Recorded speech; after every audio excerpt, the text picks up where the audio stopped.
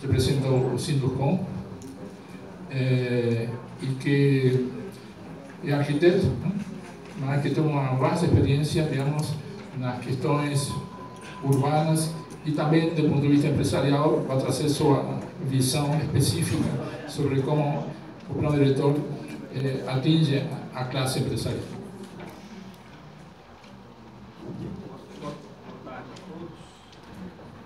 Alô.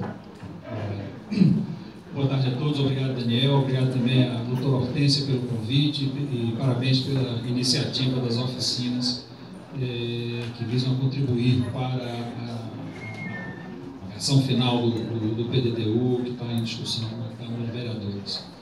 Em primeiro lugar, eu gostaria de pontuar a questão do Sinduscon. Eu sou arquiteto, como o Daniel falou, minha atuação ao longo da minha vida tem sido tanto com projeto, mas principalmente com construção e também com incorporação imobiliária.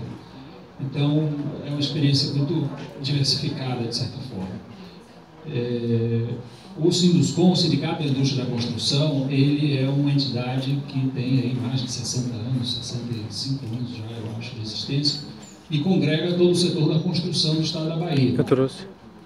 De forma que todas as áreas, os diversos setores Você não falou nada. Construção de edificações, de obras públicas e privadas, de obras de infraestrutura, toda a construção que se faz praticamente no estado da Bahia, com exceção de 4 municípios, as empresas estão vinculadas ao Sindicato da Indústria da Construção. Então, o Sinduscon, até por uma obrigação, por um dever, ele lida anualmente, ao longo do ano inteiro praticamente, com os sindicatos dos trabalhadores da atividade da construção civil, de forma que é uma atividade recorrente do Sinduscon, essa interação, esse diálogo com a outra parte, vamos dizer assim, que são os nossos colaboradores na área da construção civil. E de forma que para a gente é o corriqueiro, é o normal estar no dia a dia sentado na mesa com o outro, com as outras partes, discutindo, negociando, ajustando os rumos do nosso trabalho. Então, a área de incorporação imobiliária é um segmento dentro do Sinduscon. Uma parte das empresas do Sinduscon trabalha com incorporação imobiliária, é associada da ADEME também, mas o nosso setor congrega a área da construção civil como um todo. A partir do momento em que foi apresentado a proposta do PDDU na Câmara de Vereadores, o Sinduscon, ali por volta de outubro, novembro do ano passado, então começou a estudar o PDDU, foi formado um pequeno grupo, uma comissão interna de 6 a 8 pessoas, que passou a se reunir com uma certa frequência para avaliar ou analisar com a participação de especialistas e de pessoas que participaram da elaboração da minuta, que foi, afinal, apresentada à Câmara de Vereadores. A gente começou a discutir isso para começar a compreender o PDDU, porque a verdade é que a primeira etapa foi a etapa de elaboração, com exceção de algumas pessoas que individualmente compareceram naquelas audiências públicas, a instituição ficou de fora. Então, no caso dessa proposta do PDDU que foi colocada, a gente entende que há um grande trabalho, um grande desafio que está pela frente é o que está colocado na Câmara de Vereadores. Houve uma proposta que foi feita, houve um plano que foi elaborado, e, portanto, o grande desafio repousa nos vereadores, na Câmara de Vereadores, de fazer o debate, ter as sugestões da sociedade, discutir e, afinal, legislar esse plano. A grande preocupação do setor da construção, não só da área imobiliária, mas da construção como um todo, é a questão da insegurança jurídica. Não é de forma nenhuma conveniente para a cidade, para ninguém na cidade, que a gente tenha um plano sujeito à insegurança jurídica, sujeito amanhã a ser questionado, a ser derrubado, invalidado e, de alguma forma, invalidar também a atividade econômica. As empresas, e eu quero trazer aqui um enfoque de empresa que atua no setor da construção na área imobiliária, elas necessitam da segurança jurídica para promover a atividade econômica. Salvador é uma cidade que precisa de um maior dinamismo econômico. Como o Daniel acabou de falar, na apresentação do professor Fernando Alcoforado na reunião passada, a questão econômica de Salvador é muito crítica, é muito séria. É preciso que garante um maior dinamismo econômico à cidade de Salvador, considerando todas as questões. Então, a atividade econômica só se viabiliza num ambiente juridicamente estável. Então, não entrando no debate ainda do que deveria estar contido no PDDU ou não, um fato é esse, o fato de que a insegurança jurídica não contribui com um ambiente de melhorias da atividade econômica. E a atividade econômica, no final das contas, significa emprego, renda, ocupação para a população. De forma que, considerando que existem lacunas nesse PDDU, e daqui a pouco eu vou abordar ponto a ponto algumas questões, considerando que existem algumas lacunas nesse PDDU e que dificilmente elas poderão ser supridas num curto espaço de tempo, como está planejado para a sua aprovação, a sequência de audiências públicas previstas na Câmara, acho que vai até o mês de abril ou maio, e aí o plano, até onde eu sei, de que isso pudesse ser votado aí por volta do mês entre maio e junho,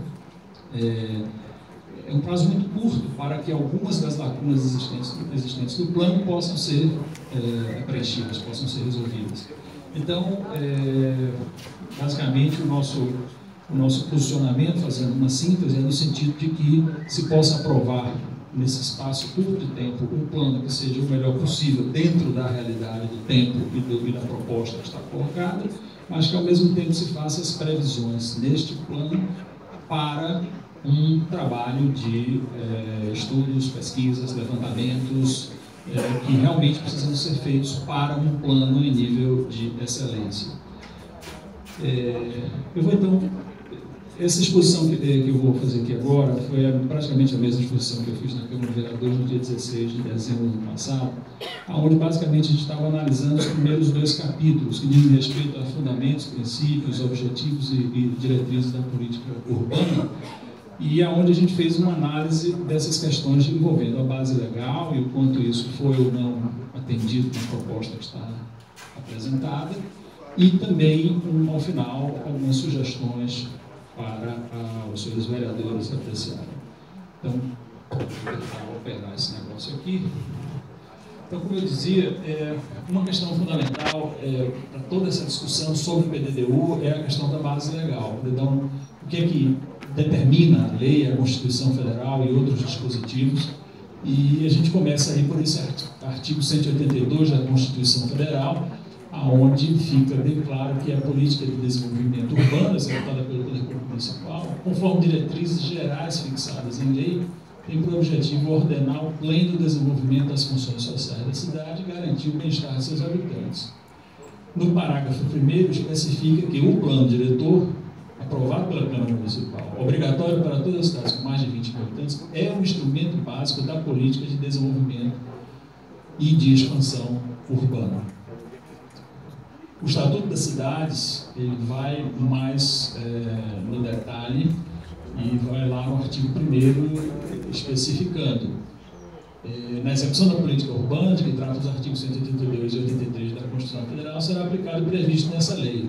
Para todos os efeitos, esta lei, denominada Estatuto das Cidades, estabelece as normas de ordem pública e interesse social que regulam o uso da propriedade urbana em prol do bem coletivo, da segurança e do bem-estar dos cidadãos, bem como do equilíbrio ambiental. Então, essas são as questões fundamentais que têm que ser atendidas quando se fala em plano diretor urbano. A política urbana tem por objetivo ordenar o pleno desenvolvimento das funções sociais da cidade e da propriedade urbana mediante as seguintes diretrizes gerais. São 21 ao todo, eu vou exemplificar apenas 6 aqui, de novo, como exemplo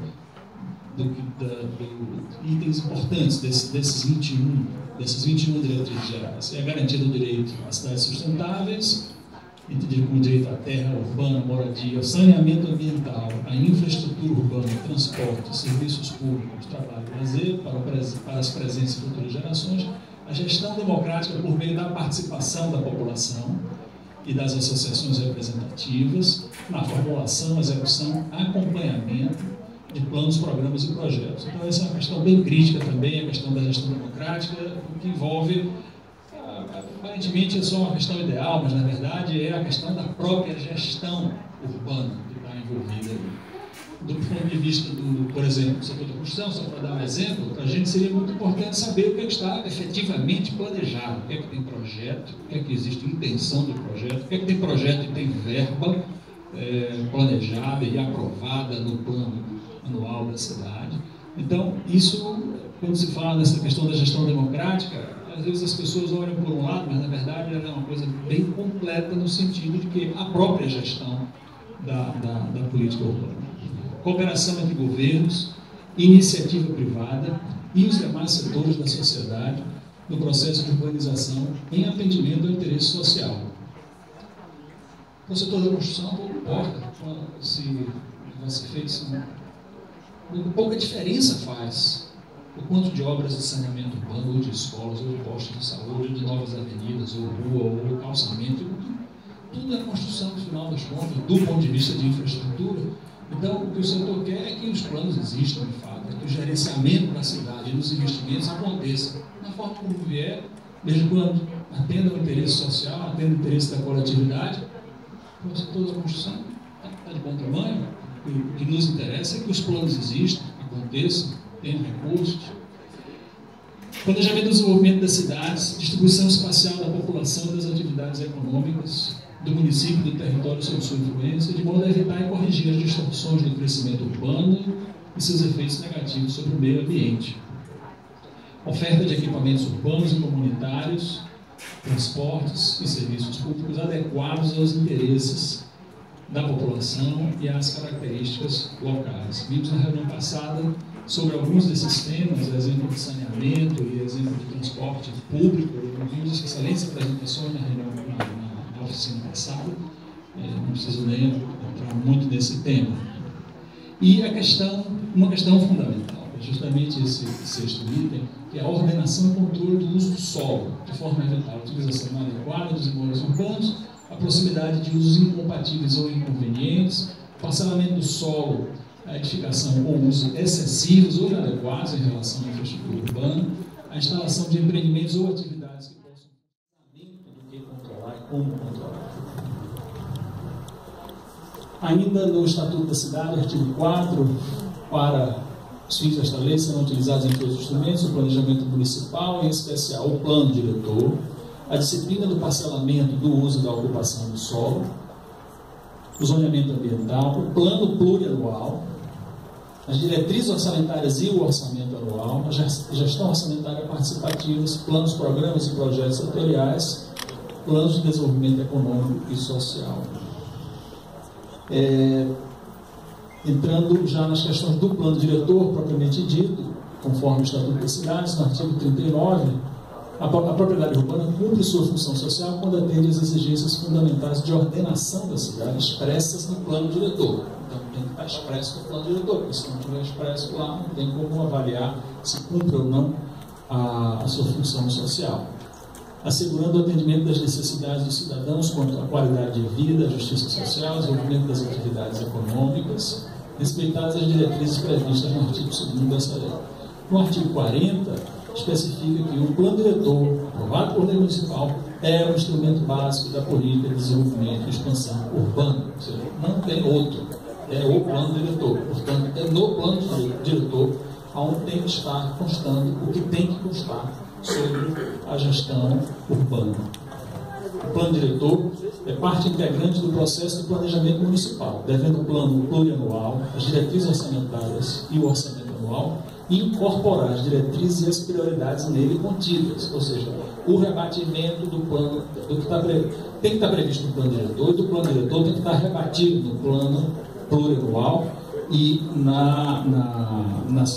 tudo mais que disser respeito à execução de orçamento do município. No artigo 42, o plano diretor deverá conter, no mínimo, e aí eu pensei apenas no item 3, sistema de acompanhamento e controle. De novo, isso está ligado com aquela questão da gestão democrática, mas sem um sistema efetivo de acompanhamento e controle, não há como saber o andamento desse plano, se está realmente sendo cumprido ou não, se está atendido ou não. E, finalizando essa parte da base legal, a questão da gestão democrática da cidade. No artigo 43, Para garantir a gestão democrática da cidade, deverão ser utilizados, entre outros, os seguintes instrumentos: órgãos colegiados de política urbana, nos níveis nacional, estadual e municipal. No âmbito municipal, a gestão orçamentária participativa, de que trata a linha F, no inciso 3 do artigo 4 dessa lei, incluirá a realização de debates, audiências e consultas públicas sobre as propostas do plano plurianual, da lei de diretrizes orçamentárias, do orçamento anual, com condição obrigatória para sua aprovação na Câmara Municipal. Então, isso é uma questão que às vezes passa batido na administração do município, na gestão do município, mas faz parte, está previsto na lei, é para ser cumprido, e, portanto, o motivo maior ainda para que as diretrizes e o que fazer exatamente esteja no plano, porque em algum momento, a cada ano, você vai precisar trazer isso para uma programação de execução, e isso tem que ir a debate, tem que ser feito com essa devida participação democrática da sociedade. De forma que eu estou tentando com isso tudo, na verdade foi um processo de aprendizado nosso lá no Sinuscom, porque a gente não tinha esse conhecimento, então a gente buscou se fundamentar o que é que significa a base legal que está por trás disso, para entender realmente a finalidade, ou parte da finalidade do que está no planejamento. Não é só dizer o que tem que ser feito, mas por que tem que ser feito, porque está previsto na lei que para ser executado isso tem que passar por audiências também, então você precisa estar com isso tudo previamente definido, projetado, programado. Quer dizer, existem as coisas que estão no nível das ideias ainda, existem as coisas que estão já no nível de projeto, papel, projetado, especificado, quantificado. Existem as coisas que estão programadas, ou seja, isso aqui, daqui até aqui vai ser feito um período de tal a tal.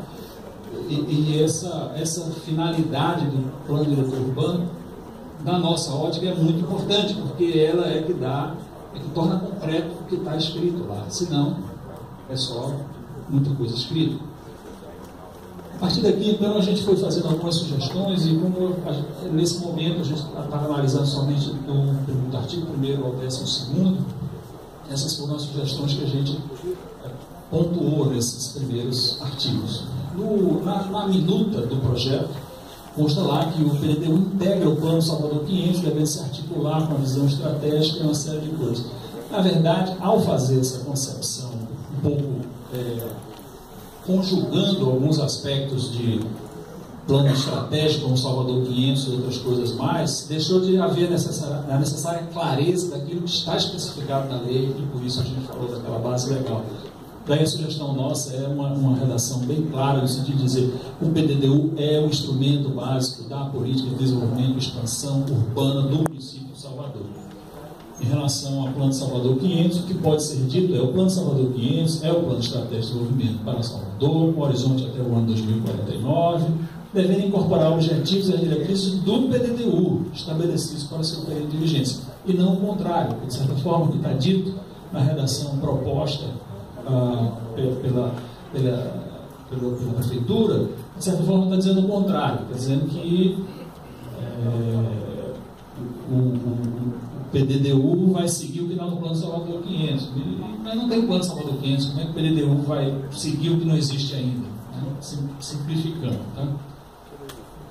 No artigo 386, o PDDU como instrumento orientador da política de desenvolvimento urbano, isso está no PL 386, a nossa sugestão, de novo, é clarear essa relação, dizendo o PDDU como instrumento da política de desenvolvimento urbano. Ele não é o orientador da política de desenvolvimento, ele é a própria, de certa forma, ele é a própria política de instrumento de desenvolvimento urbano, tem também como finalidades, etc. No artigo 5º, o PDDU é parte integrante do processo de planejamento municipal, devendo seus objetivos, diretrizes, ações estratégicas e prioridades serem observados e respeitados na elaboração do plano plurianual, na elaboração da lei de uso do solo, na elaboração, de novo, ficou um pouco confuso aqui. Então, nós trouxemos aqui basicamente algumas questões, aqui embaralhou um pouco esse artigo 5º. Então, nós trouxemos aqui algumas questões. Foram definidas no PL 386 ações estratégicas e prioridades a serem observadas e respeitadas. O que a gente está propondo é o seguinte, é que hajam ações estratégicas e prioridades bem claras, definidas, e a serem observadas e respeitadas. Foram definidos no PL programas, projetos e ações com objetivos, indicadores e metas.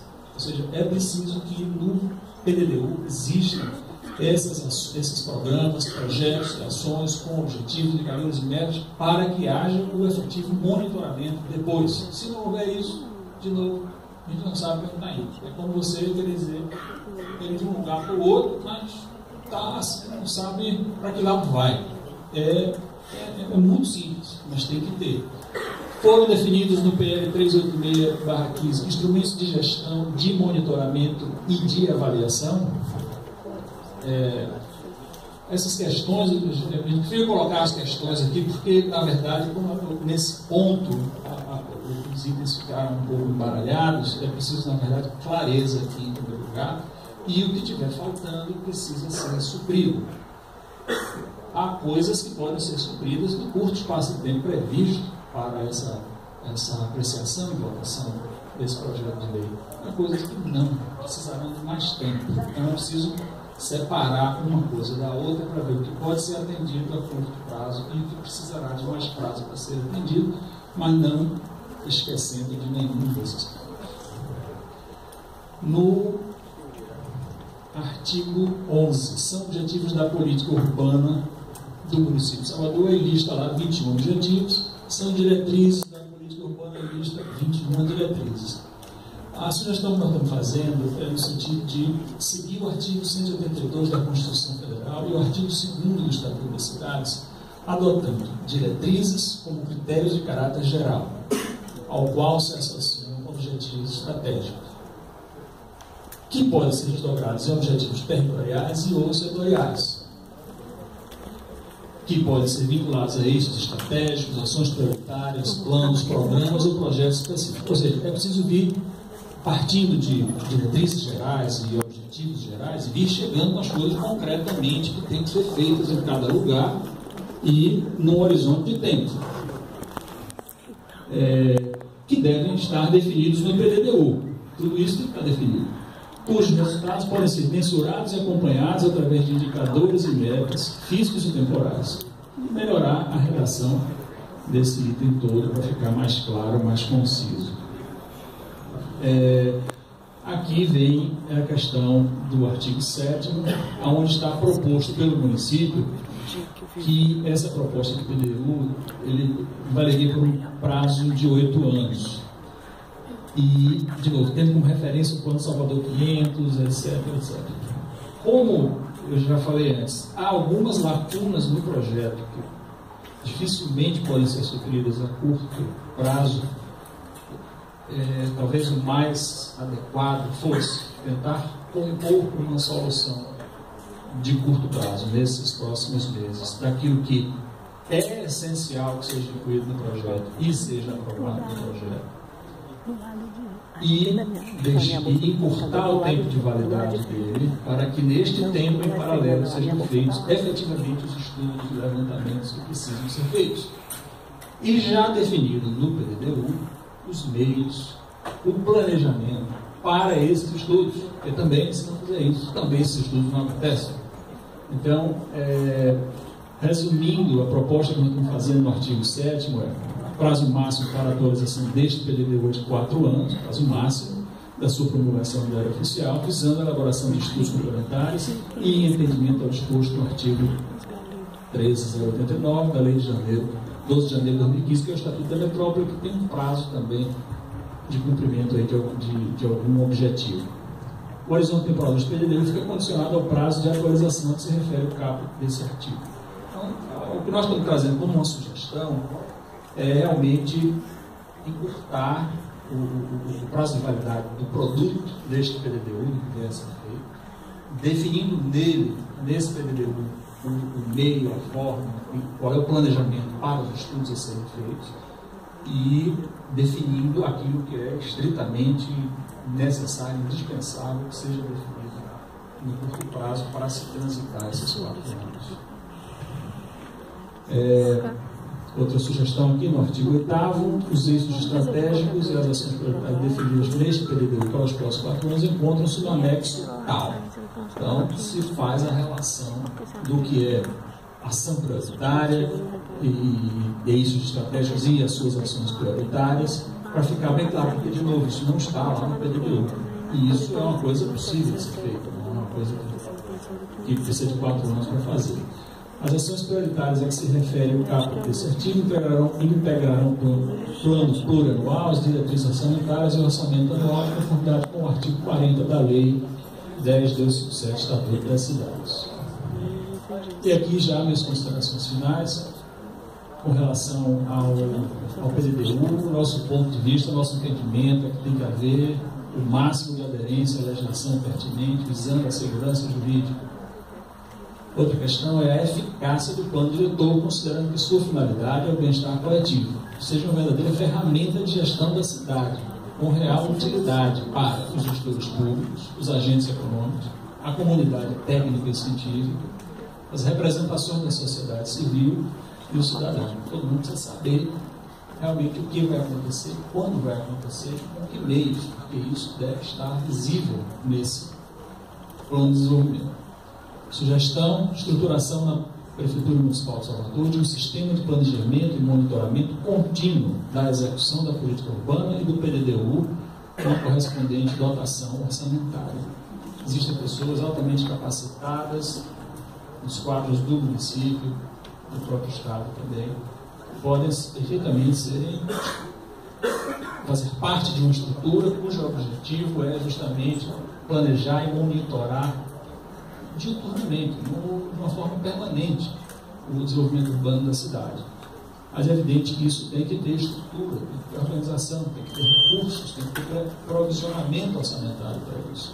De forma que uma sugestão que nós fazemos ao município é que proporcione ao Estado de Salvador esta experiência, porque isso é que vai possibilitar um diálogo, uma participação democrática com as representações da sociedade no dia a dia, porque o trabalho não vai acontecer no dia que de repente tem que fazer o PDDU. Não, passa a ser feito o tempo todo, dentro do calendário, dentro de uma organização, dentro da programação, por áreas da cidade, por assuntos de interesse, conforme for o melhor planejamento para a viabilidade. De forma que o que nós temos a propor isso na verdade, é uma proposição ao entendimento. Essa é a típica situação em que há razões sobrando por todos os lados, mas a gente não vai conseguir botar no curto espaço de tempo todas as razões a bordo de um projeto. Então a gente vai ter que se concentrar em algumas prioridades e achar um caminho, uma forma de fazer para estruturar a melhor solução do PDDU dentro da realidade possível. Era isso. Muito obrigado.